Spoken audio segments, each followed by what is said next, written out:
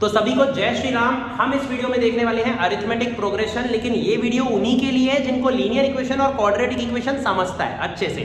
और एक और चीज, आपको अरिथमेटिक प्रोग्रेशन भी थोड़ा थोड़ा आता है तो ये वीडियो देखना। कुछ भी नहीं आता एकदम जीरो तो पहले जाके ना इंट्रोडक्शन वाली मेरी वीडियोस देख के आना, मेरे पास वो भी पड़ी हुई है। तो चलो आप इसको 1.25x तक देख सकते हो, 1.5 तक वही लोग जाना जिनमें दिमाग है, और 2x पे तो जाना ही मत, बिल्कुल भी नहीं। चलो हम इसमें पूरा का पूरा अरिथमेटिक प्रोग्रेशन के 2 शीट ही सॉल्व करेंगे, लेकिन अभी हम लोग सबसे पहले देख लेते हैं कि इस चैप्टर में होता क्या क्या है। एक बेसिक का क्विक रिवीजन होगा। ए मतलब क्या होता है? First term. और डी मतलब क्या होता है? Common difference. जैसा कि आपको पता है कि एबी क्रिएट कैसे करते हैं, आपको पता है इसमें 2 मार्क का क्वेश्चन कैसे आएगा, इसमें 2 मार्क का क्वेश्चन आएगा, ऐसे मार्क्स बढ़ रहे मजे में। आपको बोलेगा a = -3, d = 2, right the AP. अब राइट द एपी मतलब कहां तक लिखोगे? क्या लिखते ही जाओगे क्या? नहीं, अगर आपको बोल रहा है राइट द एपी मतलब आपको लिखना पड़ेगा अप टू 4 टर्म्स। तो अब आप इसको अप टू 4 टर्म्स कैसे लिखोगे? आपको सबसे पहले लिखना पड़ेगा कि a1 कितना है। a1 मतलब होता है फर्स्ट टर्म, फर्स्ट टर्म क्या है? -3। उसके बाद हमारे को लिखना है सेकंड टर्म। सेकंड टर्म क्या होता है? सेकंड टर्म मतलब होता है a2। a2 का मतलब होता है जो पहला टर्म है उसमें d को जोड़ दो, इसका मतलब हो जाएगा -3 + 2 -1। ऐसे करते करते आप a3 में लिखोगे a + 2d, या फिर आप a3 में ऐसा भी लिख सकते हो a2 + d, कि जो भी सेकंड टर्म है उसमें हम d जोड़ रहे हैं। आप a + 2d लिखोगे तो भी वही आंसर आएगा, ठीक है। तो आपका a2 यानी कि सेकंड टर्म क्या था? -1, -1 में d जोड़ेंगे, -1 में d जोड़ेंगे यानी कि कितना हो जाएगा?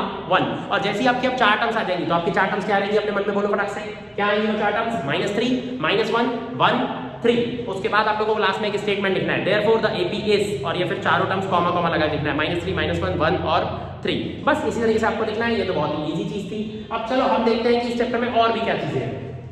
अब इस चैप्टर में और क्या चीजें हैं? इस चैप्टर में 2 फार्मूलाज हैं, खत्म, बस 2 फार्मूलाज है इस चैप्टर में। अगर आपको ये 2 फार्मूलाज एकदम जड़ से समझ गए तो कुछ भी नहीं है इस चैप्टर में, ठीक है। जो आपको बोलते हैं ना ये भी है वो भी है, गधे हैं वो। मेन 2 ही फार्मूलाज हैं, 2 से ही सारी की सारी चीजें बनी है, तो आपको सिर्फ 2 पे ध्यान देना है। सबसे पहले an का मतलब क्या होता है? nth term. मतलब कि अगर मैं आपके सामने बोलूं कि ये AP है, पहले तो बताओ ये AP है कि नहीं? 3, 5, 7, 9, यस AP है। लेकिन तुम लोगों को अगर पेपर में आ गया कि prove that this is AP, तुम बोलोगे साला दिख रहा है इसमें, प्रूफ क्या करूं? इसको लिखते आना चाहिए, 2 मार्क के लिए आता है। कैसे लिखना पड़ता है? a2 - a1 which is going to be written as d। अब बताओ a2 - a1 कितना है? Second term minus first term कितना है? 5 - 3 कितना है? 5 - 3 2। और उसके बाद डिफरेंस आपको चेक करना है a3 - a2, a3 - a2 यानी अब आपको थर्ड और सेकंड में डिफरेंस चेक करना है। तो कितना होगा? 7 - 5 which is going to be 2। ऐसे ही आपको a4 - a3 निकालना है, फिर उसमें भी आएगा 2, फिर आपको लिखना है here the common difference is same therefore it is an AP। बता तो मैंने दिया, मुंह से लिख के नहीं दिया, आपको लिखना है। वीडियो रिवर्स करके एक बार लिख सकते हो मैंने क्या बोला।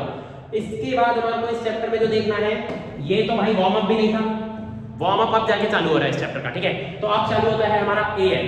nth टर्म का फार्मूला क्या होता है? nth टर्म का फार्मूला होता है a + n - 1d। सर ये है क्या? समझ में ही नहीं आता, n क्या है, an क्या है? देखो भैया अभी मैं आपको बताने जा रहा हूं कि कौन सी चीजें क्या होती है। सबसे पहले मैं एक लिख रहा हूं 4, 6, 8, 10। अगर मैं बोलूं उसमें a क्या है तो सब बता दोगे a क्या है? a क्या है भैया? 4। d क्या है हमारा? 2। d है 2, a है 4। इससे ये समझ में आता है कि अरिथमेटिक प्रोग्रेशन तो है भैया, वो चल रहा है। आपको माइनस कर करके लिख भी सकते हो कि AP क्यों है। लेकिन अगर मैं आपको बोलूं कि इसमें आपको निकालना है कि इसमें 100th टर्म कौन सी रहेगी, क्या बोला मैंने? इसमें 100th टर्म कौन सी रहेगी। इसका मतलब मैं क्वेश्चन में क्या पूछना चाहता हूं कि इस AP में 100वें नंबर पे कौन सा आएगा। अब आप कैसे 2 प्लस कर जाओ, पागल हो जाओगे आप लोग तो, है कि नहीं। इसलिए आपको इसके लिए चाहिए एक फॉर्मूला। तो इसका फॉर्मूला क्या रहेगा? वो रहेगा ये। अब आपको इसमें n की जगह 100 लिखना है। n का मतलब क्या होता है? n मतलब होता है कि कौन से नंबर का टर्म। n मतलब क्या होता है बोलो? कौन से नंबर का टर्म। और nth टर्म मतलब होता है कि जो वो नंबर है। और बड़ा कंफ्यूज हो गए हम लोग, नहीं समझा। देखो भाई मैं सिंपल बताता हूं। अगर मैं बात करूं इस 8 की, तो ये जो 8 है ना वो an है। क्या बोला मैंने? ये जो 8 है वो an है। और अगर मैं पूछूं कि 8 कौन से नंबर पे आता है, तो 8 कौन से नंबर पे आता है? 8 इस AP में कौन से नंबर पे आता है? 3rd नंबर पे, तो n3 है। जब मैं बोलूंगा n3 है तो आप बोलोगे an8 है। अगर मैं बोलूंगा n4 है, अगर मैं बोलूंगा n इसकी बात करो n अगर 4 है तो आप क्या बोलोगे? an10। बस मेरे ख्याल से आप क्लियर हो चुका होगा। अब बिल्कुल वैसे ही हम लोग क्या करने वाले हैं, n की जगह हम लोग इस फॉर्मूले में पुट करेंगे 100, तो हमको पता चल जाएगा इसमें 100th नंबर पे कौन सा नंबर आएगा। तो चलो अब हम निकालने जा रहे हैं a100। CBSE के हिसाब से वीडियो बनाता हूं मैं, लिखता हूं a100, लेकिन अगर यही कोई स्टेट बोर्ड वाला देख रहा होगा तो उसको हर जगह a100 की जगह t100 लिखना है, बस बाकी कोई डिफरेंस नहीं है। तो a100 कितना होता है? a + 100 - 1 d। What is 100 - 1? 100 - 1 मतलब 99। 99 को d से मल्टीप्लाई करना है, यानी कि आपका आंसर आ जाएगा व्हाट इज, पहले तो हम a को लिखेंगे, a क्या है इसमें? 4। Plus 99d। What is d? d मतलब होता है 2।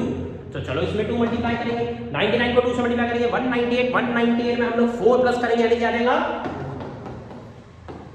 इससे समझ में आता है कि A100 जो है वो है 202।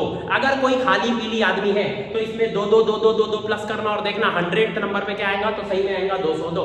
खत्म। बहुत ही चिल्लर सी चीज थी। ये था आपका AN का फॉर्मूला। और इसमें कभी कभी कुछ हार्ड भी आता है क्या? बिल्कुल इसमें हार्ड आता है, लेकिन उसको भी हार्ड नहीं कहते हैं यार। एक थोड़ा सा बस आपको वेरिएबल इसकी जगह वो दे देगा, इसको बच्चे हार्ड कह देते हैं। देखते हैं क्या होता है। इसमें आपको बोलता है कभी कभी ये बोलता है कि जैसे कि मैं आपको एक क्वेश्चन देता हूं, ठीक है। How many 3-digit numbers are divisible by 4। मैं बोल रहा हूं कि कितने 3 डिजिट नंबर्स हैं जो 4 की टेबल में आते हैं। तो बच्चा सोचता है भैया गिनने पड़ेंगे एक एक कौन कौन कौन 4 की टेबल में आता है।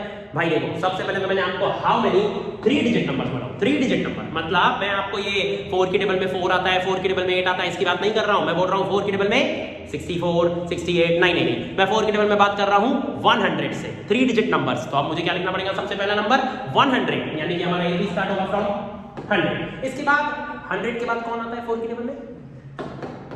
104, राइट। पहले बताओ 4 की टेबल में 100 आता है कि नहीं आता है? ये तो समझता होगा 25 4 100। तो भैया 100 जो है वो 4 से डिविजिबल है, करेक्ट। उसके बाद और कौन रहता है जो 4 की टेबल में आता है? ऑफ कोर्स 4 के डिफरेंस में जितने भी नंबर होंगे सब 4 की टेबल में आएंगे। 107 तो आएगा नहीं, 108 ही आएगा। अब ऐसा करते करते हमारे को पता लगाना है कि लास्ट नंबर, ऐसे टोटल कितने नंबर्स हैं जो 4 की टेबल में आते हैं। नाउ द पॉइंट इज, सबसे पहले तो आपको ये देखना पड़ेगा कि 999 उस 80 का पार्ट भी है कि नहीं। तो अभी हमारे को यहाँ पर सोचना पड़ेगा कि 999 उसका पार्ट है कि नहीं। तो आप कैसे समझना, आप रफ वर्क में 4 से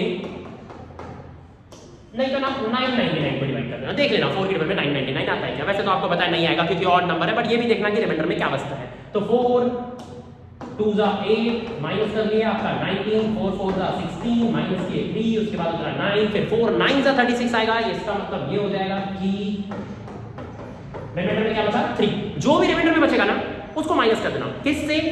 999 से। 999 में से 3 माइनस करो 996।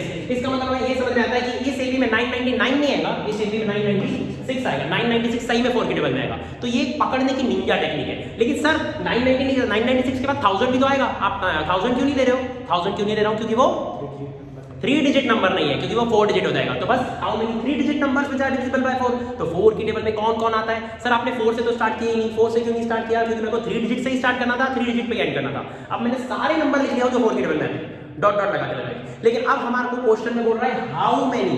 हाउ मेनी मतलब वो क्या बोलना चाहता है कि ऐसे कितने नंबर है, कौन कौन से वो नहीं पूछ रहा है, कितने नंबर है। तो अब हम क्या करेंगे? सेम फॉर्मूला लगाएंगे, an is equal to a plus n minus 1 d।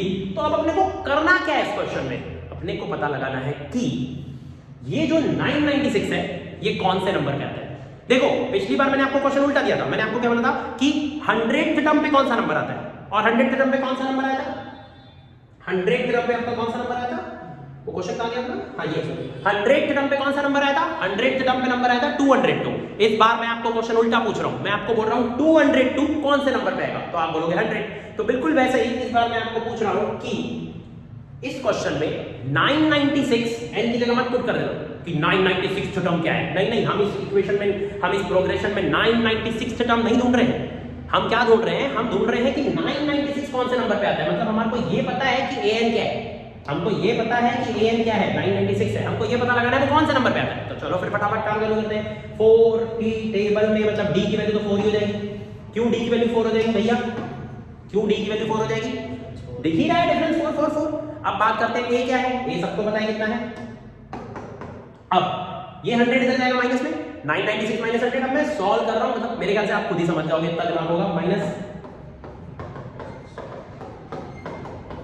4 गया डिवाइड में, 4 ने 896 को काट लिया तो 224 is equal to n minus 1। ये इधर जाएगा प्लस में, तो n की वैल्यू आ जाएगी 225। खत्म। उसके बाद आपको एक स्टेटमेंट लिखना है, there are 225 numbers which are divisible by 4। Now wait, 225 3 digit numbers. Okay now wait, pause करो और इसी समय आपको ट्राई करना है क्वेश्चन। क्या ट्राई करना है? How many 3 digit numbers are divisible by 7। ये आपको ट्राई करना है। अभी पॉज करो और अभी ट्राई करना चालू करो। How many 3 digit numbers are divisible by 7। ठीक है, ओके तो रुक जाओ, पेपर सॉल्व करने से पहले मैं उम्मीद करता हूँ कि आपने उसका आंसर अभी निकाल लिया होगा, ठीक है। अब हम बात कर रहे हैं उसका आंसर, मेरे ख्याल से आपका शायद 128 आता है, मुझे शायद ऐसा याद आ रहा है, मैंने पहले किया हुआ है वो क्वेश्चन।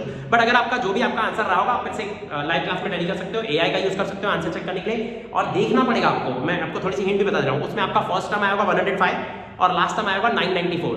सर आपने कैसे निकाले 105 कैसे निकाला मैंने? भाई 100 तो आता नहीं है 7 की टेबल में, तो मैंने 7 से 100 को डिवाइड किया तो रिमाइंडर में 2 बचा। आपको जो मैं बोल रहा हूँ सही में लिख के देखो, 7 की टेबल में 100 किए, रिमाइंडर में 2 बचा, 2 को माइनस कर दिया तो मेरे को पता चला 7 की टेबल में 98 आता है। फिर 98 में मैंने 7 जोड़ा तो मुझे पता चला फर्स्ट 3 डिजिट नंबर है 105, सेकंड होगा 112, उसमें 7 प्लस किया 119, 126, ऐसे 7 प्लस होते जाएगा। अब बात करते हैं लास्ट नंबर कौन सा रहेगा, कैसे निकालेंगे? 7 से डिवाइड किसको करेंगे? 999। जैसे आप 7 से 999 को डिवाइड करोगे रिमाइंडर में 5 बचेगा, तो आप 7 मतलब वो 999 में से आप 5 माइनस कर दोगे, मतलब 994 ये आता है 7 की टेबल में। थोड़ी देर पहले मैंने सेम 4 के साथ किया था, जिनको नहीं समझ रहा है ना कि सर वो तो हार्ड है 4 वाला, फिर से देखो मैंने अभी क्या बोला था, ठीक है। मैं 2x ऐसी ऑलरेडी मैं स्पीड में बोल रहा हूँ, आपको कोई स्पीड तेज करने की जरूरत नहीं है वीडियो में। चलो अब हम लोग बात करते हैं कि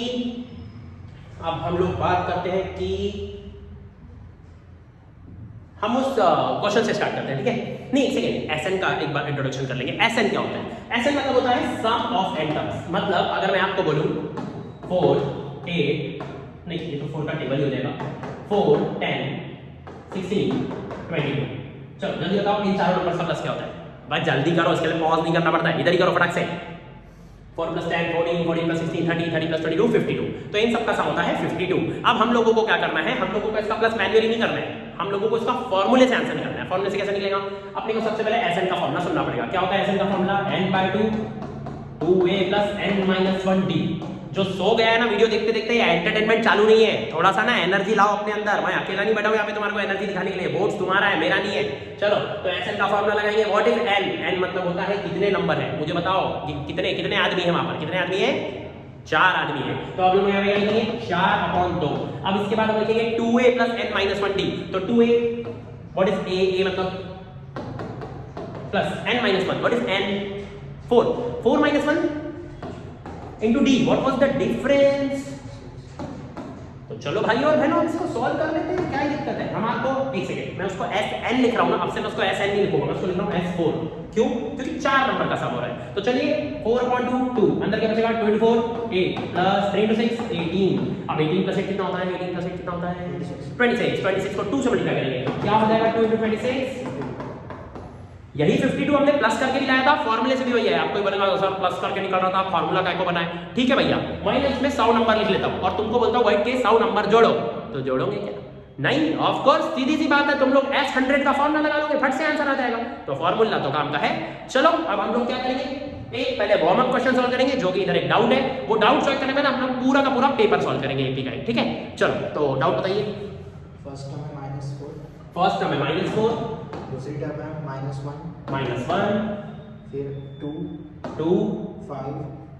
हाँ ठीक है, मतलब अंडरस्टूड है ना उसके बाद। हाँ चलो सबसे पहले आप लोगों को बताना है इसमें कितना डिफरेंस है? 3 का। डिफरेंस कितने का है? 3 का है। कैसे निकालेंगे सर डिफरेंस कितना है? वैसे तो आपको 2 और 5 में देख के समझ में आ रहा होगा डिफरेंस 3 का है, गधे लोग सिर्फ पॉजिटिव देखते हैं, यहाँ से भी समझ में आना चाहिए। डिफरेंस कैसे निकालना चाहिए? डिफरेंस निकालने के लिए क्या करना चाहिए? a2 - a1। अब a2 - a1 से अगर किसी का आंसर 3 आ रहा है तो गलत है, 3 मतलब सॉरी -3 आ रहा है तो गलत है, आपका 3 ही आंसर आना चाहिए। देखो कैसे आएगा। What is a2? a2 मतलब सेकंड टर्म मतलब -1। फिर उसके बाद आपको उसमें से a1 माइनस करना है। What is a1? a1 मतलब सर 2 बार क्यों माइनस लगाए? 2 बार क्यों माइनस लगाए? ये बीच का माइनस और वो उसका माइनस, ठीक है। माइनस माइनस क्या होता है? प्लस। -1 + 4, ये इंटीजर तो आता ही होगा, आंसर हो गया 3। तो बस आपका डिफरेंस हो गया 3। अब इस क्वेश्चन में आगे और क्या है?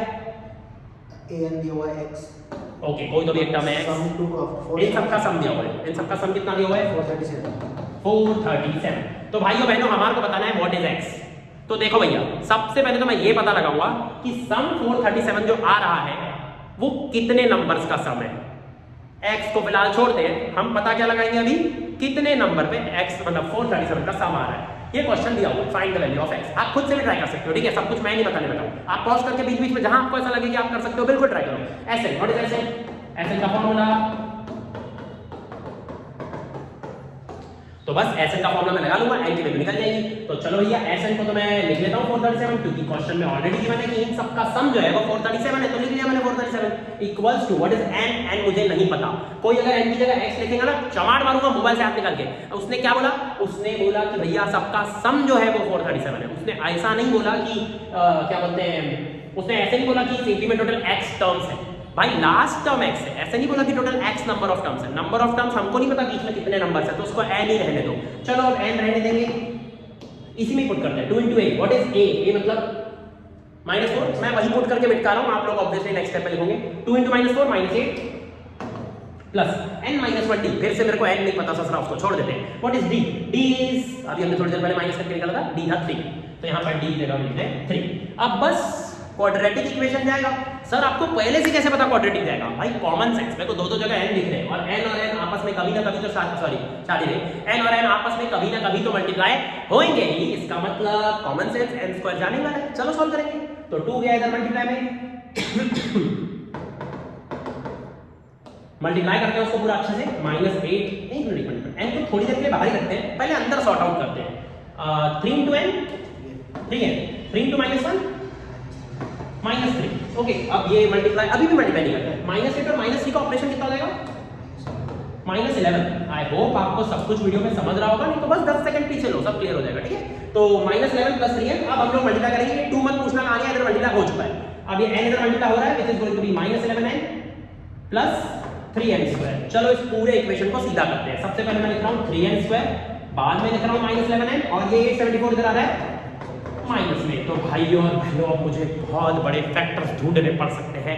3 को 874 से मल्टीप्लाई करेंगे। अगर ये नहीं पूछाएगा तो पेपर में फॉर्मूला मेथड भी लगा सकते हो, लेकिन एक मिनट भी ट्राई करते हैं। 3 को 874 से मल्टीप्लाई करेंगे तो हमारा आ जाएगा 2400 और फिर 222 2622, मतलब आपका आएगा -2622 लाना है हमारे को मल्टीप्लाई करके, और यहाँ हमारे को लाना है -11। तो हमारे को नंबर्स खोजने पड़ेंगे, ऐसे कौन से दो नंबर्स हैं जिनका मल्टीप्लाई करके -6। ऐसी सिचुएशन बहुत रेयर आती है, लेकिन मैं तो बोलूंगा इससे गलती आए तो उसके लिए भी रेडी रहना पड़ेगा। ठीक है, तो चलो -2622 मल्टीप्लाई करके लाना है और प्लस करके -7 लाना है। सोचते हैं कोई भी दो नंबर्स रैंडम लेते हैं, 40 और 29। 40 और 29 से भी छोटा पड़ेगा, और बड़े नंबर चाहिए। 60 और 49 ज्यादा बड़ी हो जाएगी। 57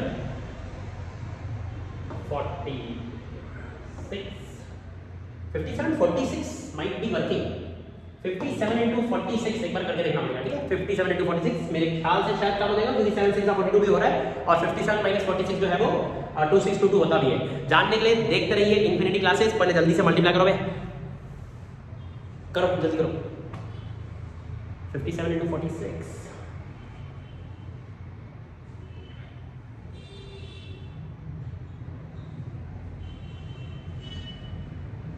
इतना टाइम लगता है क्या?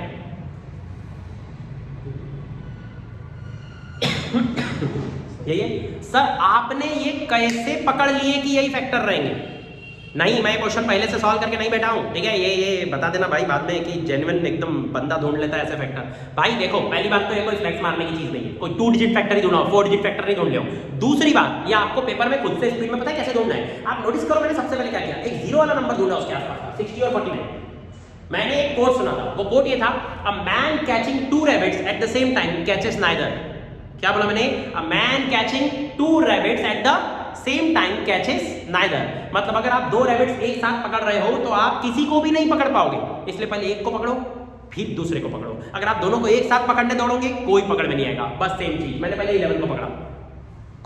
आप नोटिस करो, मैंने पहले 60 और 49 बोला। आप एक काम करो, वीडियो को 20-20 सेकंड 30-30 सेकंड पीछे लो। जब मैं फैक्टर ढूंढ रहा था आपको मेरा थॉट प्रोसेस सुनाई देगा, एकदम जेन्युइन सुनाई देगा मैं कर क्या रहा था। मेरे को खुद को नहीं पता मैं कैसे एक्सप्रेस करूंगा कि मैं क्या सोच रहा था, बट मोस्ट प्रोबेबली मैं ऐसे सोचता हूं। सबसे पहले कोई भी नंबर्स लेता हूं मैं, random numbers, let's say 30 minus 29, sorry 30 minus 19, 30 minus 19 सही में 11 होता है। फिर मैंने सोचा 30 और 19 का मल्टीप्लाई तो बहुत ही छोटा है ना, क्योंकि 30 और 20 का मल्टीप्लाई 600 होता है, वहां तो मुझे 2600 चाहिए। तो मैंने नंबर्स को बड़ा किया, 40 और 29। फिर मैंने सोचा 40 और 29 से भी काम नहीं होगा, क्योंकि 29 को राउंड ऑफ करके 30 पकड़ो, 40 और 30 का मल्टीप्लाई होता है 1200, 1200 से भी बड़ा है। तो मैं अपने मन से नंबर फेंक के मारा 60 और 49। फिर मैंने सोचा बाप रे 60 और 49 को थोड़ी देर के लिए 50 समझो, 60 और 50 का मल्टीप्लाई कितना होता है 3000, मतलब आप ससरा बड़े आ गए, तो मैंने 60 और 49 को थोड़ा छोटा माना, तो मैंने 57 के इसको 3 पीछे जस्ट इंट्यूटिवली और इसको 3 पीछे किया। सर लेकिन आपने 3 ही क्यों पूछे किए? एक्चुअली इसके पीछे रीजन था कि मैं लास्ट डिजिट पे फोकस कर रहा था, 7 6 42, वहां पे लेस में 2 आया, मैं बोला भाई मल्टीप्लाई करो, क्योंकि मैं आलसी आदमी, मैं नहीं करता मल्टीप्लाई। समझ में आया ना? अगर आपको अप्रोच नहीं समझ में आई भैया तुम एक काम करो, बच्चों वाला वो प्राइम फैक्टराइज करना सिखाते हैं स्कूल के टीचर, हाँ वही कर लो, धीरे धीरे तुम्हारे को वो भी समझ में आ जाएगा, ठीक है? वो भी कोई इतना बुरा टेक्निक नहीं है। चलो अब हम लोग जाते हैं पेपर सोल्व करें, और भी कोई डाउट है तो बता दें एपी का, ठीक है?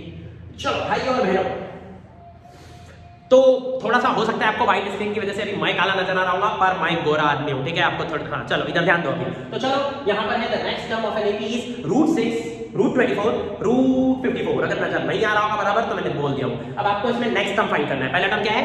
√6, दूसरा टर्म क्या है? √24, तीसरा क्या है? √54। 1 मार्क का क्वेश्चन है, 1 मार्क की इज्जत डिजर्व करता है, तो चलो 1 मार्क की इज्जत देते हैं। पहला क्या था उसमें?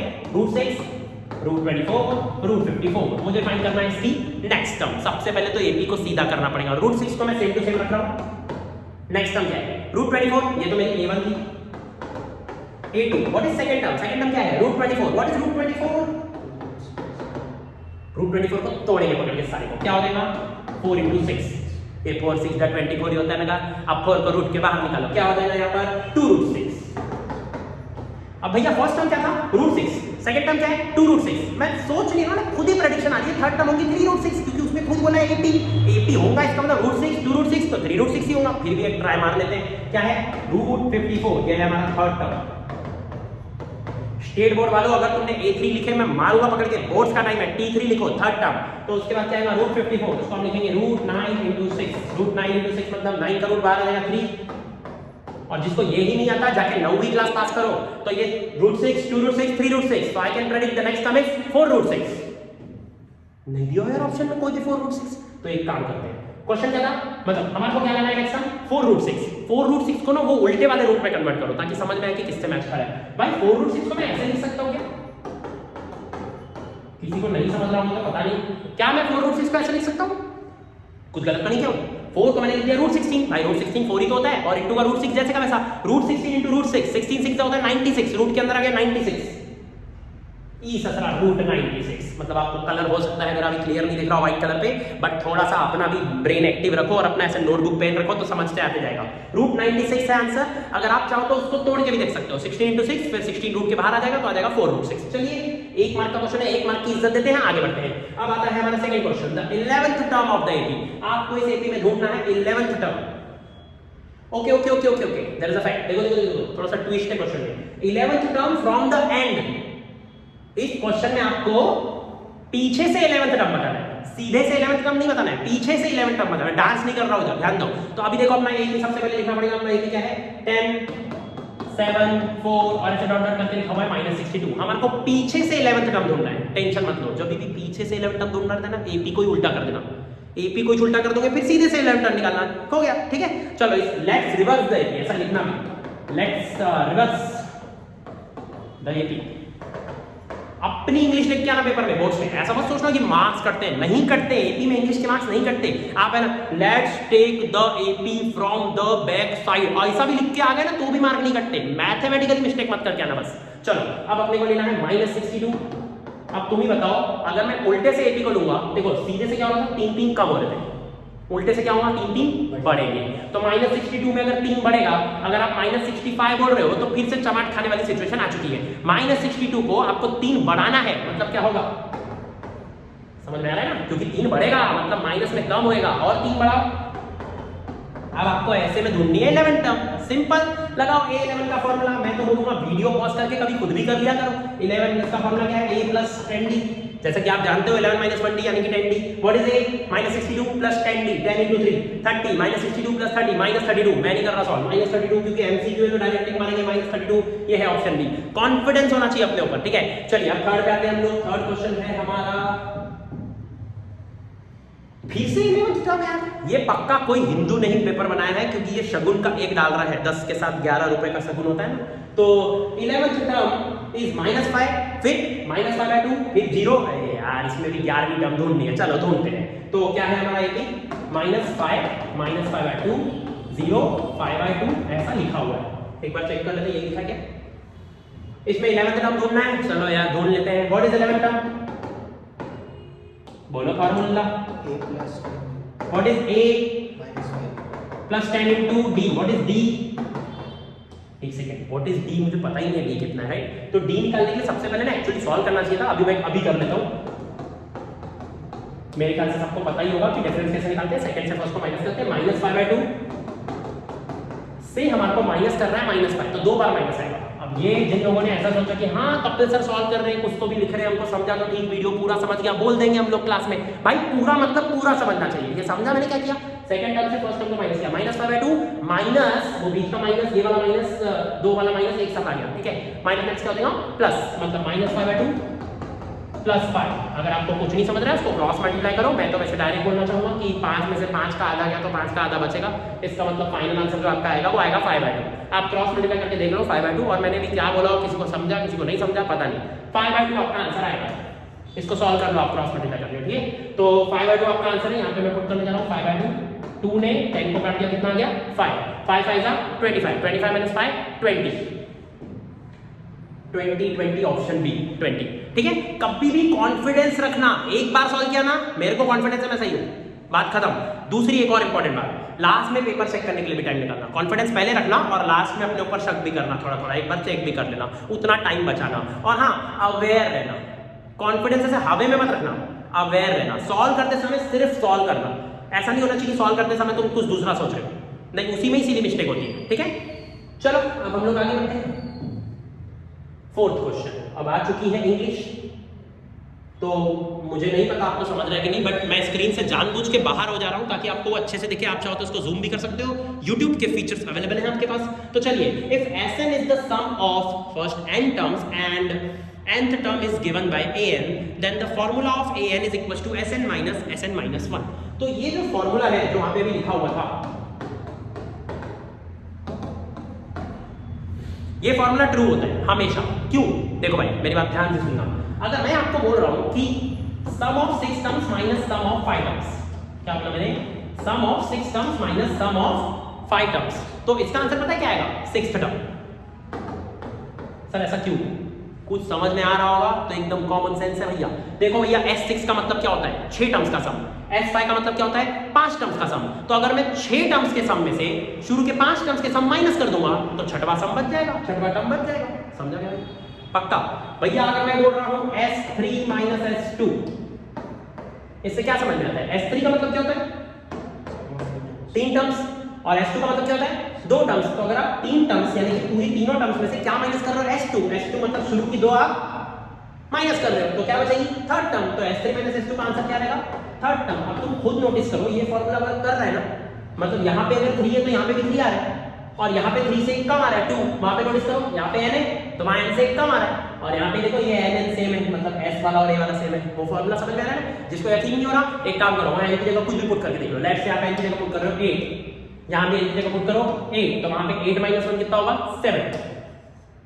फॉर्मूला वर्किंग है कि नहीं? शुरू की 8 में से 7 जाएगी, S8 माइनस S7, तो 8वीं टर्म बचेगी 8। भाई जो चीज नहीं समझती ना पूछा करो, मेरे को जो क्लास में बोलते हो ना पूरा समझा, ये मैं देख के ही समझ जाता हूँ, कुछ नहीं आता। पढ़ाता हूँ मैं इतने सालों से, मैं तुमको क्या लगता है तुम मेरे को बेवकूफ बना सकते हो? अब तुम लोगों का बोर्ड है भाई, सीरियस हो जाओ। जहां डाउट आया स्क्रीनशॉट लो, जहां डाउट आया नोट डाउन करो, मुझे बताओ क्लास में। चलो वापस आएंगे अपन लोग, अब आते हैं हम लोग 5th क्वेश्चन पर। अभी तो सिर्फ MCQs कर रहे थे, हम एक मार्क थे, अब आते हैं हम एक्चुअल वाले पे। 10 times the 10th term is equals to 15 times the 15th term, find the 25th term. ये क्वेश्चन मेरा किया हुआ, क्या बोला क्वेश्चन में, 10 ये किया हुआ, ये हो जाता है क्या, बार बार करते करते याद ही हो जाते हैं हमारे को क्वेश्चंस, लेकिन आपके लिए नहीं हुए, आपको उसको अच्छे से लॉजिकली देखना है। तो if 10 times the 10th term, क्या बोला क्वेश्चन में, 10 times the 10th term. 10th term मतलब S10 नहीं, 10th टर्म मतलब A और S में फर्क होता है। 10th टर्म बोला है, 10 times the 10th term is equals to, question में क्या बोला था, 10 times the 10th term is equals to 15 times the 15th term. है कि अभी क्या अपन प्रोफेशनल बन जाते हैं, ये जो PDF था ना उसको अपन डिस्क्रिप्शन के लिंक में डाल देंगे, और उसे है ना, हमारा भी प्रोफेशनल चैनल होगा थोड़े टाइम में बेटा। चलो, तो 10 times the 10th term is equals to 15 times the 15th term. 10 times the 10th term, 10th term का फॉर्मूला क्या होता है भाई? आपने नोटिस किया मैंने वहां पे क्या लगाया, ब्रैकेट। ये ब्रैकेट बेटा बहुत जरूरी है, अगर ब्रैकेट नहीं लगाता लोगों को लगता सिर्फ a मल्टीप्लाई में है। सेम वहां पर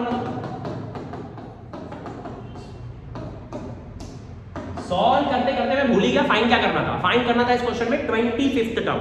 पता है ऐसे क्वेश्चन में ना कभी सोचना ही मत क्या फाइंड करना है, बस सॉल्व करना, खुद ही वो जो उसने बोला है ना वो खुद ही निकल जाता है। ठीक है, सॉल्व करो। क्या हो रहा है, tan a प्लस एक सेकंड मैं क्या बोलता हूँ, डिवाइडिंग बोथ इक्वेशंस बाय 5 भी कर सकते हो। मतलब यहाँ भी 5 से डिवाइड कर दो, यहाँ लेफ्ट साइड भी 5 से डिवाइड कर दो, राइट साइड भी 5 से डिवाइड कर दो। 5 10 को काट देगा 2, 5 15 को काट देगा 3। किसी को अटपटा लग रहा होगा इसलिए मैं चुपचाप लंबी मेथड कर रहा हूँ।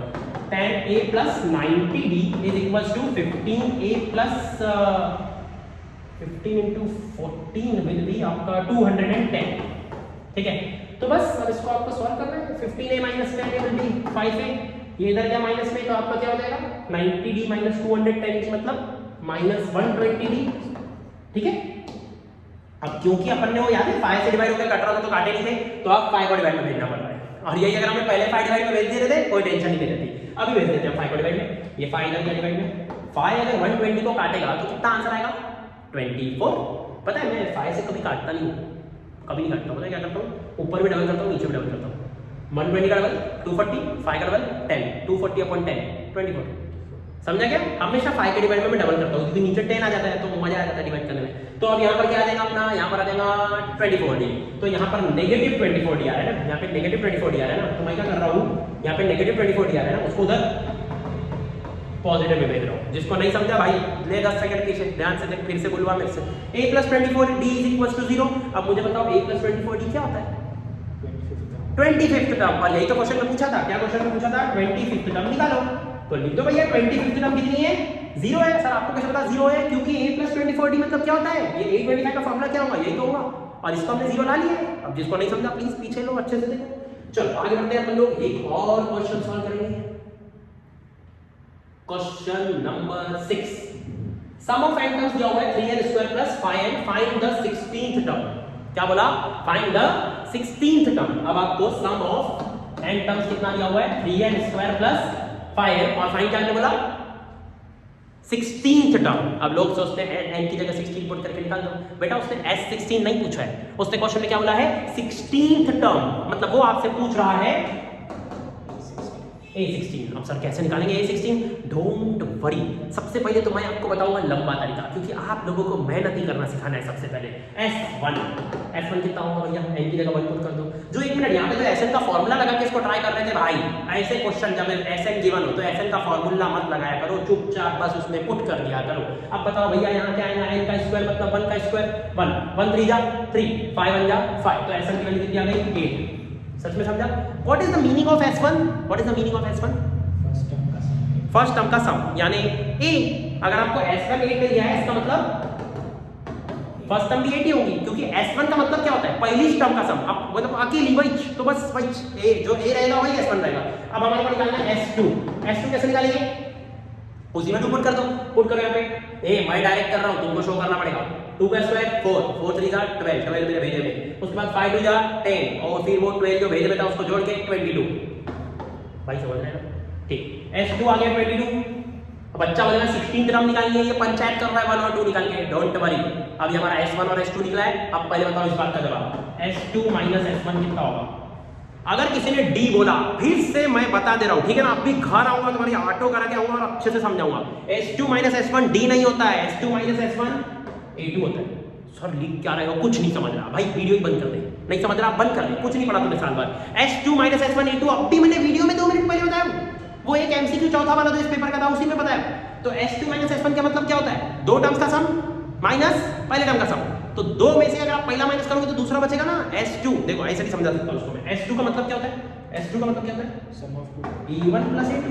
s2 मतलब 2 टर्म्स का सम, a1 और a2 का सम, और s1 मतलब खुद a1, तो a1 से a1 कट जाएगा तो क्या बचेगा a2 इक्वल्स टू a2। अब मेरे ख्याल से समझ में आ चुका होगा फॉर्मूला कैसे बना, s2 minus s1 is equals to a2। अब मुझे एक बात बताओ, s2 आपको पता है 22, s1 आपको पता है 8, जल्दी माइनस करो, 22 minus 8 is equals to a2। आपको a2 की वैल्यू कितनी मिली,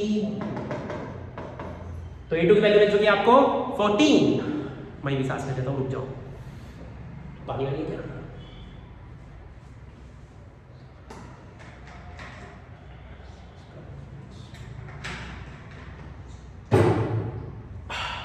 तो a2 कितना आ गया 14, मतलब कि सेकंड टर्म आपका आ चुका है 14। अब हम लोगों को क्या करना है, हमारे को इस क्वेश्चन में निकालना है 16th टर्म। भाई आपको a2 पता है, आपको कोई टेंशन ही नहीं है। मुझे बताओ आपको a भी तो पता है, a मतलब फर्स्ट टर्म, a2 मतलब सेकंड टर्म, मतलब आपको ap की दो टर्म्स पता है। पहली टर्म है a और दूसरी टर्म है 14। यहीं से देख के डिफरेंस नहीं समझ में आ रहा 6, उसी चीज को लिखना पड़ेगा। मैं तो ऐसे इधर भीतर लिख रहा हूं, मैं आपको सिस्टमेटिक नहीं लिख के दे रहा हूं। ये रिवीजन वीडियो है, मुझे ऐसा लगता है कि आपको लिखाना मैंने सिखा दिया होगा ऑलरेडी। तो अब आपको क्या करना है, a2 - a1 is equal to d, a2 - a1 is equal to d। अब आप इसको सॉल्व करोगे तो आपके d की वैल्यू आ जाएगी 6। d की वैल्यू 6 आ गई, अब टेंशन ही नहीं है। अब आपको क्या निकालना था क्वेश्चन में 16th टर्म। क्या ही टेंशन है, आपको a पता है और d पता है, मतलब सब पता है। लगाओ an का फॉर्मूला। अब बताओ इसमें 16th टर्म का फॉर्मूला क्या होगा। 16th टर्म का फॉर्मूला क्या होगा, a + 15d, क्योंकि 16 - 1 16th टर्म निकालने के लिए। अब आपको a और d तो पता ही है, व्हाट इज a? a की जगह हम लोग पुट करने वाले हैं 8 और d की जगह हम लोग पुट करने वाले हैं 6। तो चलो भैया a की जगह पुट करेंगे 8 + 15 * d की जगह हम पुट करेंगे 6। 15 6 90 + 8 98। अब ये पूरा अगर आपको समझ गया होगा तो आप बेवकूफ हो, क्योंकि ऐसे सॉल्व नहीं करना चाहिए। क्यों भैया, क्वेश्चन क्या था, क्वेश्चन में कौन सी टर्म निकालने वाला था 16th टर्म। और क्वेश्चन में क्या गिवन था, क्वेश्चन में गिवन था Sn = 3n² + 5n। नहीं क्वेश्चन सही था, 3n², हां 3n² + 5n। अब मुझे क्या करना था, इसमें 16th टर्म निकालना था। मैं काय को मेहनत करूं, मैं निकालूंगा सबसे पहले S17, फिर मैं निकालूंगा S16। सर ये क्या कर रहे हो आप सर, ये तो हमारे को ऑनलाइन वाले टीचर भी नहीं सिखाते, आप कैसी बातें कर रहे हो, ये मेथड तो एक्सेप्ट ही नहीं होगी बुक्स में। तुम्हारे ऑनलाइन टीचर को नहीं आती है इसलिए नहीं सिखाता है। बेसिक है भाई, 4 बार बता चुका हूं। पूरे 10th के टीचर जितने भी जो भी पढ़ाते हैं ना, सब बेसिक ही होता है, कुछ हार्ड नहीं होता, सब पांचट होता है। What is S17? S17 मतलब यहाँ पे आप S17 निकाल सकते हो, n की जगह 17 पुट करके, मेरे ख्याल से यस आप निकाल सकते हो। S16 इसी में आप लोग 16 पुट करके 16 में निकाल सकते हो। सर ये कर क्यों रहे हो, ऐसा मैं किस लिए कर रहा हूँ। नहीं वेट 17 कौन सी टर्म निकाली, ओके एक थोड़ा सा अंडू भाई अंडू। हाँ अब होगा ना काम। 16 टर्म्स का हम लोग सबसे पहले सब निकालेंगे। S16 मेरे ख्याल से आप सभी लोग निकाल सकते हो, S15 उसी में पुट करके फिर आप क्या करोगे, S16 में से S15 को माइनस कर दोगे। तो 16 टर्म में से अगर सम ऑफ 15 माइनस हो जाएगा तो 16th टर्म बच जाएगा, मतलब फट से आंसर आएगा। पॉज करो वीडियो को, पहले S16 निकालो, S15 निकालो, माइनस करो। मेरा उस मेथड से आंसर कितना आएगा 98। इस मेथड से 98 आएगा, तो मतलब इस मेथड से भी आंसर 98 आ जाएगा। और ये मेथड बोर्ड्स में एक्सेप्ट होगा कि नहीं होगा, भैया मैं पढ़ा रहा हूं, क्यों नहीं होगा। चलो आगे बढ़ते हैं। अब हम लोग आते हैं क्वेश्चन नंबर 7 पर। 7 में क्या बोलता है, एक एपी है, सम ऑफ 3 consecutive terms is 24। भाई 3 consecutive terms is 24। अगर आपको नजर नहीं आ रहा है, आप उसको भाई इससे ज्यादा जूम मेरे में हो ही रहा है। थोड़ा सा हमारे पास फीचर्स की कमी, अभी हम गरीब हैं तो इससे मैनेज करो। सम ऑफ 3 consecutive terms is 24, मतलब शुरू के 3 टर्म्स का सम है 24। और उसके बाद क्या बोलता है, सम ऑफ देयर स्क्वायर्स इज 194। भाई क्या बोला, सुना क्या, सम ऑफ देयर स्क्वायर्स इज 194। तो अभी हम लोगों को थोड़ी मेहनत तो करनी पड़ेगी। सबसे पहले तो जब भी वो आपको बोलता है कि 3 टर्म्स का सम कितना दिया हुआ है, 3 टर्म्स का सम 24, तीनों का सम कितना दिया हुआ है 24। और उसके बाद क्या बोलता है, सम ऑफ देयर स्क्वायर्स, मतलब तीनों टर्म्स का स्क्वायर करेंगे और अगर उनका हम लोग उस तीनों स्क्वायर्स का अगर हम लोग सम करेंगे तो कितना आएगा 194। ऐसा क्वेश्चन में गिवन है, हाँ 194। ठीक है, तो क्वेश्चन तो अब हमारे को समझ में आ गया है। सबसे पहली बात, इसको सॉल्व करने के 2-3 तरीके हैं। फिर से मैं आपको मेहनत वाला तरीका नहीं सिखा रहा हूँ, वीडियो ऑलरेडी टू लॉन्ग होते जा रहा है। तो अभी हम लोग क्या करेंगे, अभी हम लोग सीधा डायरेक्ट वाले तरीके से करेंगे। जैसे पिछली बार मैंने आपको वो 16 15 वाला पहले ही बताया, पहले आपसे मेहनत करवाया है कि नहीं। तो अभी मैं आपको इसमें डायरेक्ट ही बता रहा हूँ कि क्या करना चाहिए, क्योंकि उसका जो ओरिजिनल वाला तरीका है, मतलब a + b और a + 2d से, वो नहीं भी आया तो चलता है, लेकिन आ जाए तो ज्यादा अच्छा है। उसके बारे में मैं वीडियो में डिस्कस नहीं कर रहा हूँ, मेरे से ऑफलाइन कभी पूछ सकते हो। ठीक है, अभी हम लोग क्या बोलते हैं, अभी भी अगर आपको बोलेगा ना 3 टर्म, तो रट्टा मारो, पहली टर्म को a मत लेना। सर पहली टर्म तो a होती है, नहीं, पहली टर्म को ऐसे वाले क्वेश्चन में a मत लेना। जब भी 3 टर्म्स का सम दिया होगा ना, तो क्या करना, पहली टर्म को लेना a - d, पहली टर्म को क्या लेना a - d, दूसरी टर्म को क्या लेना a, तीसरी टर्म को क्या लेना a + d। पहले बताओ ये ap है कि नहीं है। कॉमन सेंस की बात है यार कि dd प्लस होते जा रहा है, a - d में d प्लस हुआ तो d गायब भी हो गया, क्योंकि dd कैंसिल, फिर उसमें एक और बार d प्लस हुआ तो a + d। ये भी ap है, लेकिन इस बार फर्स्ट टर्म a नहीं है, इस बार सेकंड टर्म a है। ऐसा क्यों किए सर, ऐसा इसलिए किए क्योंकि इसको सॉल्व करेंगे ना तो एक वेरिएबल की वैल्यू जल्दी मिल जाती है। वेट अभी मैं समझाता हूँ कि चल क्या है। a - d, अच्छा सबसे पहले तो लिखेंगे कैसे, सबसे पहले लिखना पड़ेगा let the AP be a minus d comma a plus d. मेरे को कोई फर्क नहीं पड़ता आप पेपर में कैसे लिख के आओ, मेरे को आपने पूरी फीस दे रखी है। मैं आपको ये सिखाना चाहता हूं कि आप अपने लिए क्यों नहीं सोचते, थोड़े सीरियस हो जाओ, कॉपी पेन लेके बैठो। मेरे को पता है मेरा वीडियो देखते देखते कितने बच्चे ऐसे मेरे आराम से देखते मम्मी को बोलते पढ़ रहा हूं, बेटा सब पता है हमारे को। नोटबुक पेन सब साथ में होनी चाहिए, इससे ज्यादा मैं एनर्जी नहीं दिखा सकता, बस थक जाते हैं हम भी, थोड़ा ध्यान दीजिए। तो अब ये आपको लिखते हुए चलना है systematically, a minus d a plus d let the AP be करके आपने अच्छे से लिखा होगा। उसके बाद उसने आपको क्वेश्चन क्या बोला था, तीनों का सम है 24, तीनों का सम है 24। चलो इस कंडीशन को फॉलो करेंगे। मेरा क्या सिंपल है, मैं कॉमा को काटा प्लस कर दिया, वही सॉल्व कर दिया, आंसर निकाल दिया, कैसे भी कैसे लिख लिया, मेरे को कोई फर्क नहीं पड़ता। आपको सिस्टमैटिक लिखना मैंने ऑलरेडी साल भर सिखाया हूं, रिवीजन है।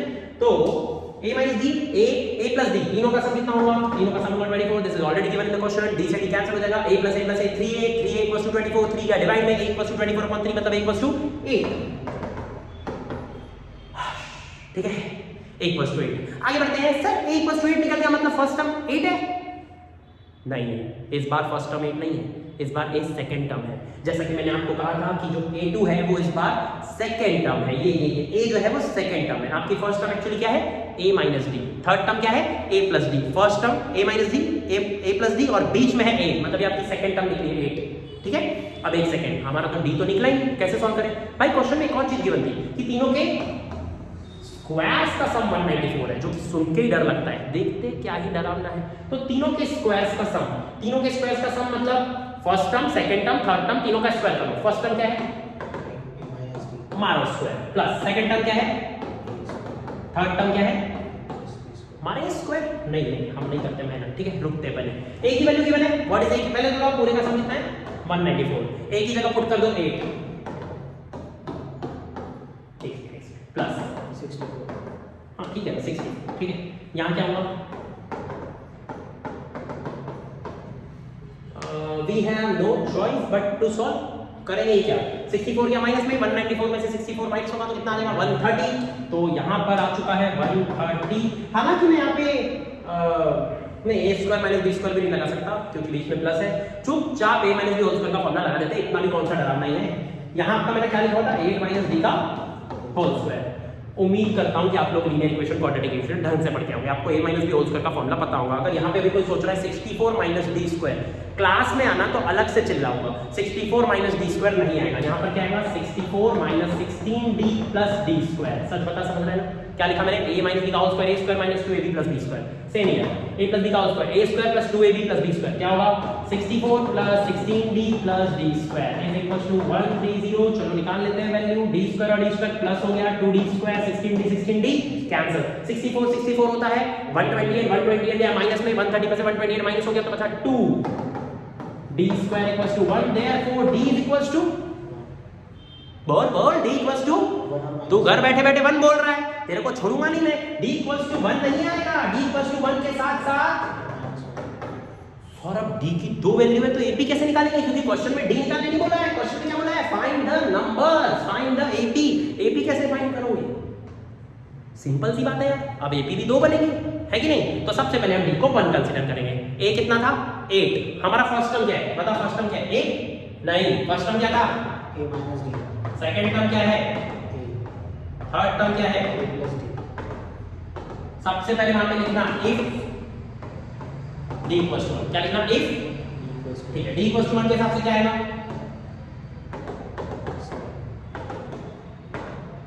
a plus d मतलब 8 plus 1 9, तो आपका ap क्या आया 7 8 9, क्या है आपका ap 7 8 9। अब आपको उसके नीचे लिखना पड़ेगा if d इक्वल्स टू -1। अब जैसे ही d की जगह -1 आप लोग पुट करोगे, d की जगह -1 पुट करोगे तो वहां पर आएगा 8 माइनस -1 तो उसमें आएगा 9। आप सही में d इक्वल्स टू -1 के हिसाब से खुद बना के देखो, आपकी 3 टर्म्स क्या आ रही है, आपकी 3 टर्म्स आनी चाहिए 9 8 7।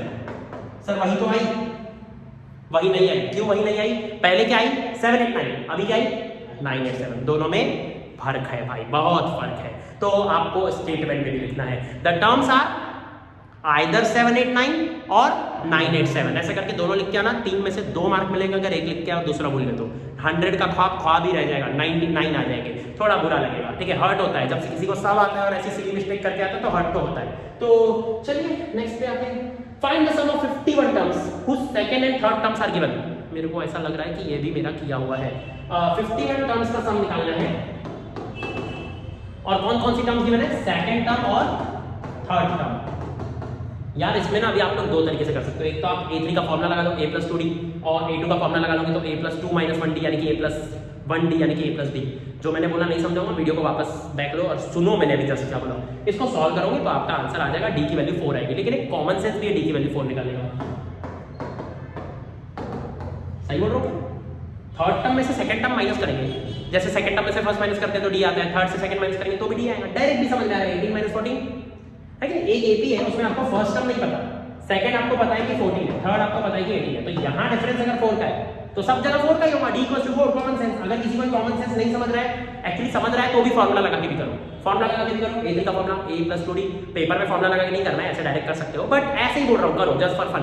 a2 का लगाओ फार्मूला और वैसे भी करके देखो, ना लाइको d की वैल्यू 4 आनी चाहिए। आपकी सॉल्विंग कैपेबिलिटी कम है, लीनियर और क्वाड्रेटिक इतने अच्छे से नहीं आता, ये साल की बैच थोड़ी सी खतरनाक है। तो चलो S51 का फार्मूला लगाएंगे। S51 क्या होता है, S51 का फार्मूला होता है 51/2 2a + 50d। सर यहाँ पे 51 का 50 क्यों लिखे, क्योंकि 50 - 1 51 - 1 50 होता है, ठीक है। What is d, d is 4, what is a, अभी एक सेकंड मैंने a ही नहीं निकाला। कॉमन सेंस है कि दूसरा 14 है, तीसरा 18 है, तो पहला 10 होगा, और वो मैं निकाल के नहीं दे रहा, मेरे को लगता है कि आप निकाल लोगे, है कि नहीं। आप कैसे निकालोगे 10 a की वैल्यू, a2 का फॉर्मूला लगाओगे, a2 का फॉर्मूला लगाएंगे। a2 का फॉर्मूला क्या होता है, a + 2 - 1d यानी कि d होता है वो, ठीक है। 2 - 1 1 ही होता है, तो 1d मतलब d। तो a2 आपको पता है 14 और d आपको पता है 4 जाएगा माइनस में, 14 - 4 आपकी a की वैल्यू आ जाएगी 10। तो चलो यहाँ पर 10 पुट हो जाएगा, 2 10 या 20 + 50d। What is d, d is 4। अब पूरा मन में होगा, 54 जा 200, 200 + 20 220, 2 ने 220 को काट दिया तो आएगा 110। 110 को 51 से मल्टीप्लाई करेंगे तो आएगा मेरे ख्याल से 5610। जो भी मैंने सही बोल दिया होगा, सही बोल दिया होगा तो मेरी भी रील बना देना सर, 11 से मल्टीप्लाई कर लेते हैं, बहुत बड़ी चीज है। चलो तो आ जाते हैं अब आगे। If m times the nth term is equal to n times the nth term, then prove that m + n term is 0। ये तो एकदम मतलब क्या बोलेंगे, ये आता ही है, मतलब सैंपल पेपर्स में तो आता ही है, बोर्ड्स में आए या ना आए। वैसे मेरा स्टोरेज मोबाइल का खत्म हो रहा है, कभी भी वीडियो एंड हो सकता है। ये वाला क्वेश्चन लेकिन हमारे को करना है, ठीक है। क्वेश्चन में क्या दिया हुआ है, m times the nth term is equals to n times the nth term, prove that m plus nth term is 0। क्या प्रूव करने बोला है, प्रूव करने क्या बोला है, m plus nth term is 0, मतलब हमको प्रूव करना है a m plus n equals to 0। ये है हमारा टू प्रूव, ठीक है। अब ये इकलौता क्वेश्चन है जो मैं आपको ढंग से लिख के दूंगा, क्योंकि ये मुझे ऐसा लगता है कि बहुत लोगों को जरूरत है। तो चलिए m times the nth term का फॉर्मूला लगाएंगे। देखिए सबसे पहले तो अपने टू प्रूफ को क्लियर करो। आपका टू प्रूफ क्या है, m plus nth टर्म 0 है। m plus nth टर्म का मतलब पता है क्या होता है, आपको क्या प्रूफ करना है, आपको प्रूफ करना है। किसी को समझ रहा है वीडियो से कि मैं क्या बोल रहा हूं, भाई समझ रहा है, क्योंकि m plus n का फॉर्मूला यही तो होगा, n की जगह m plus n आ जाएगा। तो आपको इस पूरे को क्या प्रूफ करना है, 0 प्रूफ करना है। मतलब 0 गायब हो गया, ठीक है। आपने को इसको क्या प्रूफ करना है, 0 प्रूफ करना है। इसको 0 प्रूफ करने के लिए हमारे को थोड़ी सी मेहनत तो करनी पड़ेगी। सबसे पहले तो यार मैं इसको पकड़ के सर वहां पे छोटू सा, ठीक है। अपने को वो प्रूफ करना है, दिख रहा होगा तो जूम करके देख लेना, ठीक है। अब अपने को क्या करना है, अपने को इससे गिवन डिटेल्स से आगे आगे बढ़ना है और देखते हैं कि क्या होता है, वो प्रूफ खुद ही होता है, ठीक है। चलो m times the nth term मतलब m times the nth term का फॉर्मूला क्या होगा, और n times the nth term, what is going to be n times the nth term, ठीक। चलो n times the nth term, इसका मतलब हम लोग को मल्टीप्लाई करना है, तो क्या होगा am प्लस m²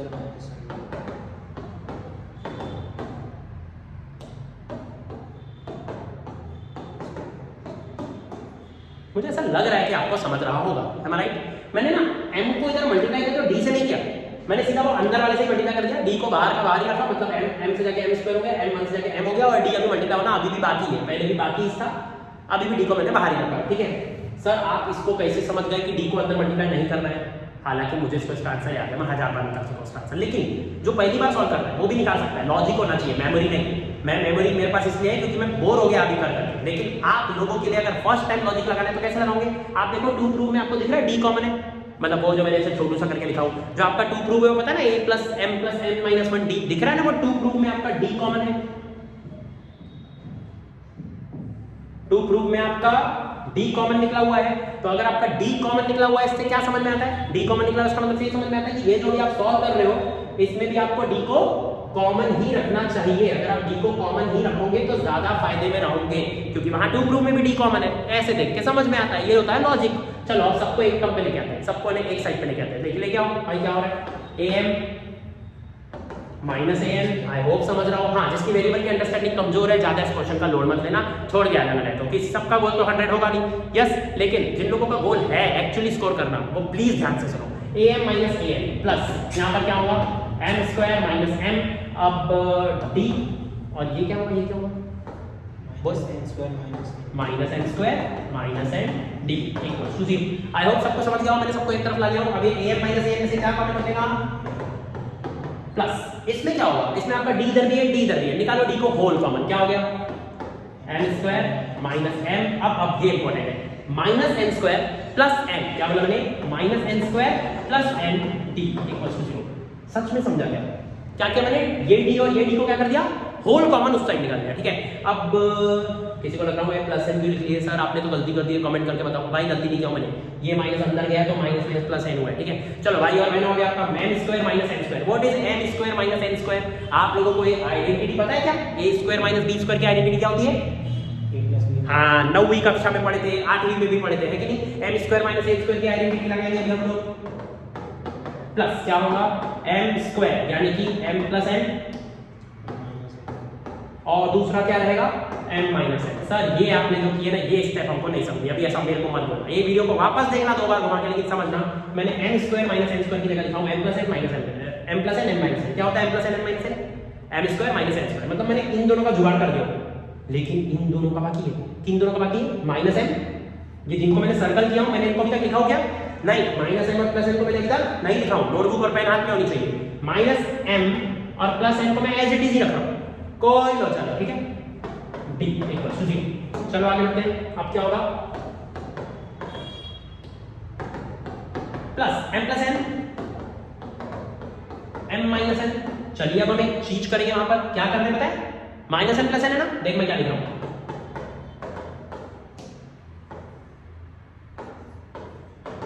समझा गया, मल्टीप्लाई करके देखो भैया आएगा, माइनस 1 को m से मल्टीप्लाई करो माइनस m, माइनस 1 को माइनस n से मल्टीप्लाई करो माइनस 1 माइनस का मल्टीप्लाई प्लस m। जो ऐसा सोच रहे हैं कि सर आपके बाल जल्दी पकेंगे, बहुत ज्यादा हार्ड पढ़ा रहे हो, कुछ हार्ड नहीं है, साल भर पढ़े नहीं हो, 1-2 स्टेप का लॉजिक आ जाता है कि बस रोना चालू हो जाता है तुम्हारा।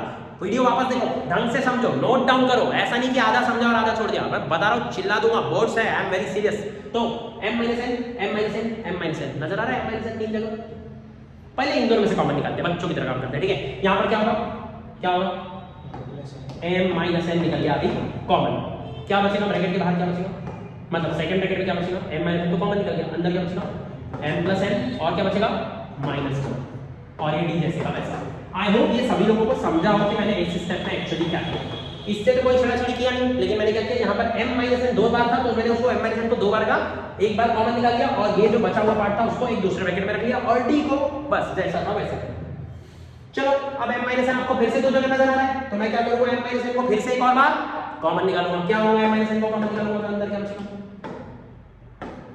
अंदर क्या बचेगा मुझे, a, क्योंकि a into m minus n है वहां पे, प्लस देखो m माइनस n तो ऐसे निकल गया, तो क्या बचा वहां पर, m plus n minus 1।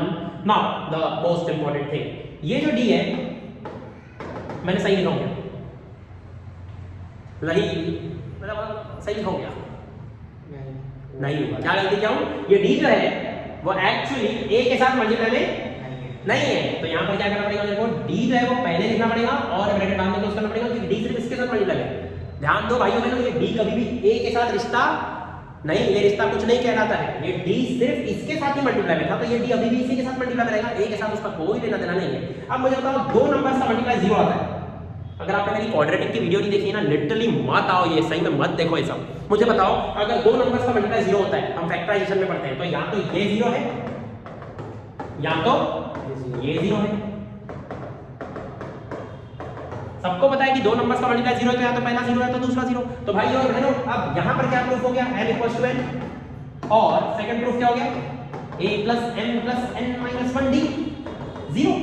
But listen, m और n तो सेम हो ही नहीं सकते, क्यों, क्वेश्चन में बोला था mth टर्म nth टर्म, मतलब अलग अलग टर्म्स थी, कॉमन सेंस। वैसे एक बात बताऊं, क्वेश्चन में इंग्लिश में लिखा हुआ था m is not equal to n, ध्यान से देखो m is not equal to n। बच्चे इग्नोर करते हैं, क्यों दिया हुआ है, ये कौन पढ़ेगा, ये गंदे गंदे साइन, लेकिन बेटा ये बहुत ही काम के थे। m is not equal to n question में ऑलरेडी गिवन था, बट देखना यहाँ पे but m is not equal to n, इसका मतलब पक्का यही ट्रू होगा। तो यही वाली बात को एक बार फिर से लिख देना यहाँ पे नीचे, देयरफॉर a प्लस, यही प्रूफ करना था, यही प्रूफ करना था। याद करो आपको क्या प्रूफ करना था, a m plus n is equal to 0, यही तो प्रूफ करना था आपको, राइट। आपको प्रूफ करना था कि m प्लस n टर्म 0 होती है और m प्लस n टर्म का फॉर्मूला यही तो होता है, राइट। थोड़ी देर पहले वो मैंने जूम आउट करके वहां पे रखा हुआ है छोटा सा, है नहीं। तो भाई और बहनों, उम्मीद करता हूं आपको ये क्वेश्चन समझ में आ गया होगा, यही हमारा डी प्रूफ था। तो आगे बढ़ते हैं, ये क्वेश्चन हो गया। अब हमारे को एक 4 मार्क का और एक 5 मार्क का क्वेश्चन करना है। वीडियो ऑलरेडी 55 मिनट्स लॉन्ग हो गया, मेरी एक्सपेक्टेशन से बहुत ज्यादा। तो चलिए थोड़ा सा बस आपको पुश करता हूं मैं। आई नो मेरे को इतना बड़ा वीडियो बनाना नहीं चाहिए, लेकिन तुमने पढ़े कहाँ साल भर, तो थोड़ा सा अभी बनता है। केस स्टडी में ये इतना सा पढ़ना ही नहीं, ठीक है, ये पढ़ने का ही नहीं है। इंग्लिश में कुछ तो लिखा हुआ है, स्मार्ट टीवी है, वो पढ़ना ही नहीं। सीधा हम इसके नेक्स्ट पेज पे आते हैं, क्वेश्चन के, क्वेश्चन का नेक्स्ट पेज।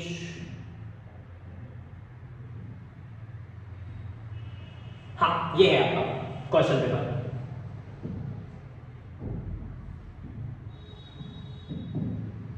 चलो देखते हैं क्वेश्चन क्या है हमारा। सबसे पहला जो है वो बोलता है कि दे produced 600 sets in the third year. इसका मतलब ये आपको बोल रहा है थर्ड जो टर्म है वो 600 है।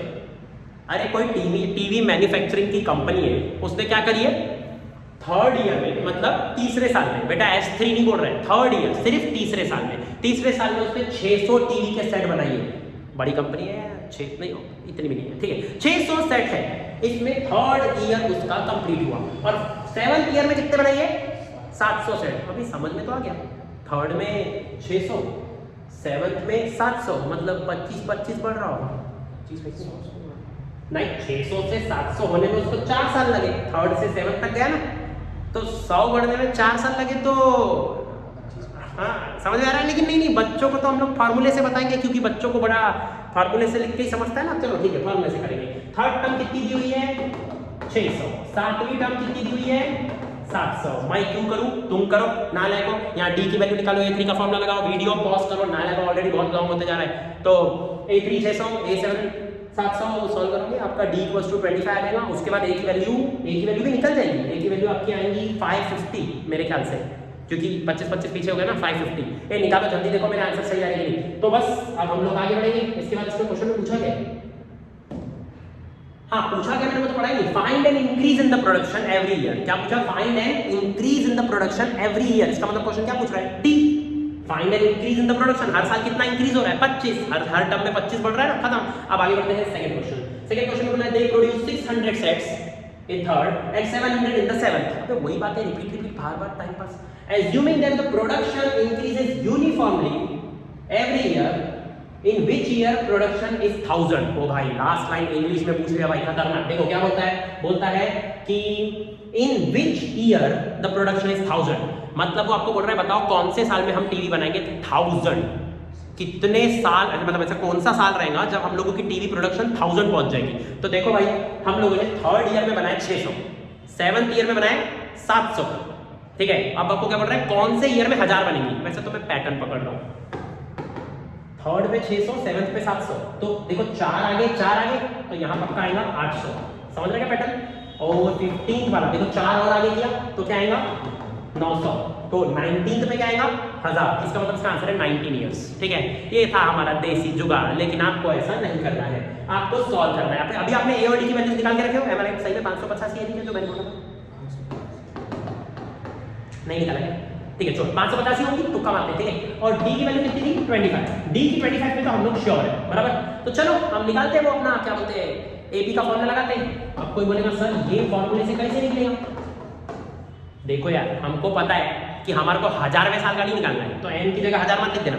हमको पता है कि कोई तो भी साल में 1000 का प्रोडक्शन होगा, तो हमको बताना है कौन से साल में, मतलब व्हाट इज एन, हमको बताना है व्हाट इज एन, कौन से साल में, जो कि हमारे को पता है, जुगाड़ से हमने निकाल लिए थे 19। पर देखते हैं इससे भी भैया रहता 1000 equals to what is a मतलब फर्स्ट टर्म कितनी है 550। जिसने वीडियो पॉज करके नहीं निकाला ना, तुम हमेशा तुम ही वो बच्चे हो जो बोलोगे कि स्टडी हार्ड होती है। 550 प्लस n - 1 डी कितना आता 25, 1000 में से 550 माइनस करो तो आएगा 450, 450 के अपॉन में डाल दो 25 इज इक्वल टू n-1। जिसको लग रहा है क्या क्या कर दिए भाई, मेरा टाइम खत्म हो रहा है वीडियो का 1 घंटे का, तो ये 550 माइनस हुआ 450, ये 25 डिवाइड में है, 25 से 450 काटेंगे तो 500 आता है, 500 आता है 20 बार में तो 450 आएगा 18 बार में, और ये माइनस में जाएगा +1, वही आ गया 18 + 1 19। तो बस क्लियर। इसका तीसरा क्वेश्चन है, ऐसा लग रहा है चढ़ के एकदम मुंह पे आ गया, इसलिए जूम आउट करेंगे। तो देखो भैया इसका थर्ड क्वेश्चन क्या है, दे प्रोड्यूस 600 से, ये वही बात जो इसने 3 बार बताया ना तीनों क्वेश्चन में, ये इसी वजह से केस स्टडी से लंबी हो जाती है।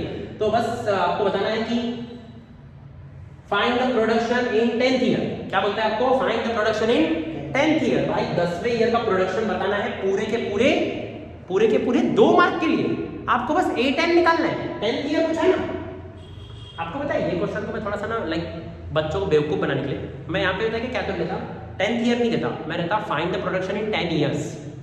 जो बच्चा 10th ईयर का 8n निकाल गया था उसका गलत हो जाता, क्यों, क्योंकि 10 ईयर्स बोला मैंने, इसका मतलब मैं सभी 10 ईयर्स का सम पूछ रहा हूँ, तो उसमें आपको S10 निकालना पड़ता।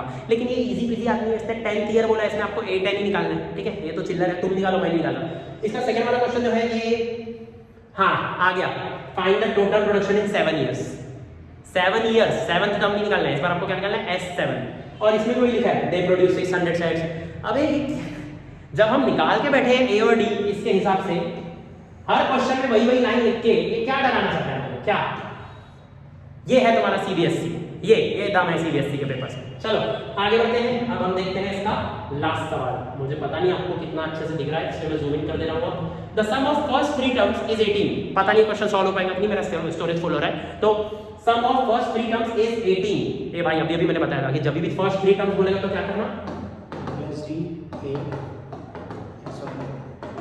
ऐसा डायरेक्ट लिखोगे क्या, नहीं, पहले लिखोगे let the AP be A - D A and A + D, उसके बाद तीनों का सम जो है वो 18 है। सर आपको कैसे पता तीनों का सम 18 है, क्योंकि क्वेश्चन में ऑलरेडी गिवन है। उसके बाद क्या बोला है, if the product of first and third is 5 times the common difference. क्या बोला, if the product of first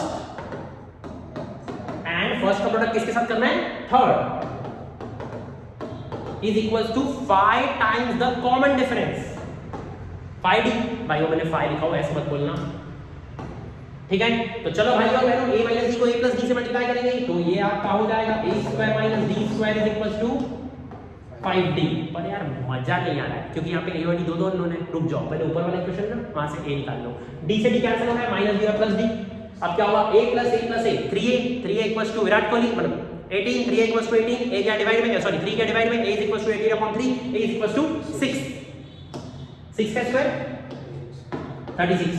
इसके आगे मैं क्या सॉल्व करूं यार, कोई भी सॉल्व कर लेगा। एक काम करो, सबको 12 को उधर लेके चलो पूरी, क्या होगा, इक्वल्स टू ये -D² उधर किस में जाएगा, D², ये 5D प्लस में था, अभी प्लस में ही रहेगा, प्लस 5D, हां, क्योंकि 5D कहीं गया नहीं है, ये -3, ये 36 इसमें प्लस में, उधर किस में आएगा -36, इधर 0। ए भाई D की कितनी वैल्यू आएगी, D की कितनी वैल्यू आएंगी, 2। जब D की 2 वैल्यू आएंगी तो D की पहली वैल्यू को लिखना, इफ D इक्वल्स टू पहली वाली वैल्यू, उसके हिसाब से आप पहले AP बनाना, 3 कौन सी टर्म्स आ रही है, उसके बाद D की दूसरी वैल्यू लेना, उसके हिसाब से AP दूसरा आएगा। इसका मतलब आपके 2 पॉसिबल APs आएंगे, द 2 पॉसिबल APs आर। अगर मेरी बात नहीं समझ में आ रही है, आओ भैया ट्यूशन इंफिनिटी क्लासेस, ठीक है, हो गया डन। वैसे तो मेरे पास एक और पेपर था, मैं सोच रहा था कि ये वाला पेपर भी सॉल्व कर लेंगे। आप चाहो तो स्क्रीनशॉट ले सकते हो इसका, मतलब मुझे नहीं पता आपको विजिबल हो रहा है कि नहीं, मतलब टुकड़ों में स्क्रीनशॉट ले लो, आप इसको खुद से सॉल्व कर सकते हो, ठीक है। अभी पूरा कॉन्फिडेंस डाउन हो जाएगा, मैं इजी वाला पेपर सॉल्व करके दिया, हार्ड वाला इधर दे दिया, आप एकदम अच्छे से उसका स्क्रीनशॉट ले सकते हो, ठीक है। या फिर मैं वो डिस्क्रिप्शन में वो PDF डाल के, प्रोफेशनलिज्म है कि नहीं, तो ये आपका उसका केस स्टडी रहेगा, ये इसका दूसरा पेज है, ठीक है। अब ये आपको सॉल्व करना है, ठीक है, ठीक है। तो चलिए आज के वीडियो में इतना ही। ये वाला पेपर का अगर सॉल्यूशन चाहिए मेरे को मैसेज करना कि सर इसका सॉल्यूशन भेजो, और मेरे को ना टाइटल और क्वेश्चन पेपर आप सेंड करना, मेरे को सेंड करना आप ये टाइटल, सर अरिथमेटिक प्रोग्रेशन का ये क्वेश्चन पेपर है, इस क्वेश्चन पेपर का सॉल्यूशन भेजो, ठीक है, मुझे बोल देना, मैं आपको सॉल्यूशन PDF इसकी सेंड कर दूंगा। डाउट्स और ज्यादा है क्लास में आना, मैं आपको ऑफलाइन पढ़ा दूंगा।